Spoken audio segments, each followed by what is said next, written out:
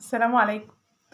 تاني فيديو لينا والقصص الستات اللي انا اتكلمت عليها. واول فيديو انا قدمت وكنت بتكلم على قصة ست اتجوزت في بيت عيلة. الست اللي كنت بتكلم عليها دي هي امي، والبيت العيلة ده هو بيت عيلة اهلي. وجدتي كانت موجودة الله يرحمها، رحمة الله عليها. وجدي كان متوفي. امي اتجوزت اول واحدة في بيت العيلة. كانت اول واحدة تتجوز هناك. وكانت هي شغالة في التمريض، مس تمريض في الوقت ده في الجيش. وكان والدي الله يرحمه كان شغال صنايعي عادي. وبعد كده جه ستي لحقت ابويا. ستي لحقت جدي، ابو ابويا. وبعد كده لحقته وكان طيب جدا، كان بيحبها. عادة كلنا بنحب حمانا عن حمواتنا عادة كده. واللي هيسمعني يبقى متفق معايا. كتير قوي قوي 90% من البنات بتحب حماها عن حماتها. انا واحدة من الناس بحب حمايا جدا جدا وغالي عليا. امي كانت بتحب حماها جدا.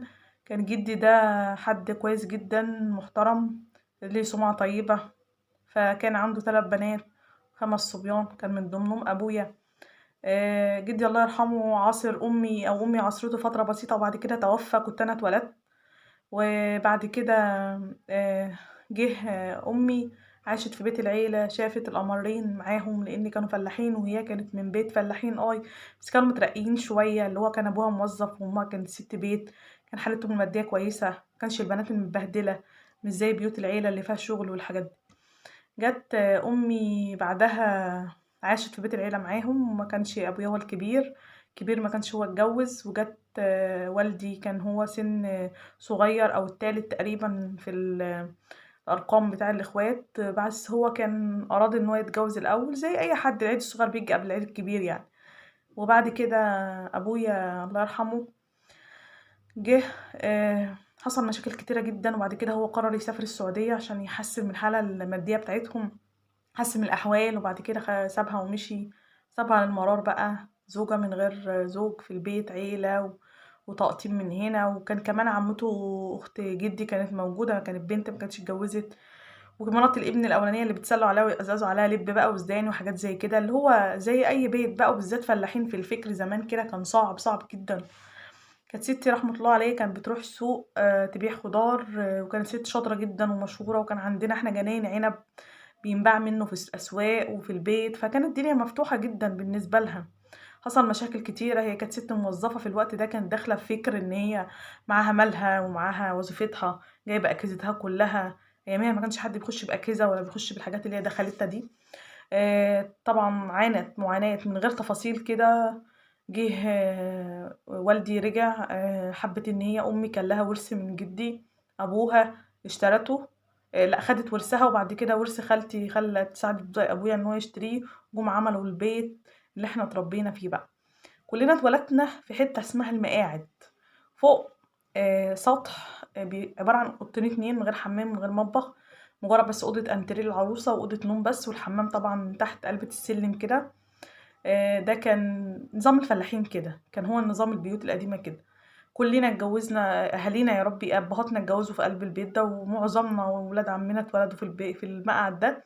واحنا كنا من الناس اللي اتولدنا من المقعد ده، او من الناس انتقلنا ببيتنا الجديد اللي انبنى بالشقة وانبنى بالقسط وبالدين وبالمشاكل، لان هي كانت في اول حياتها هي وهو.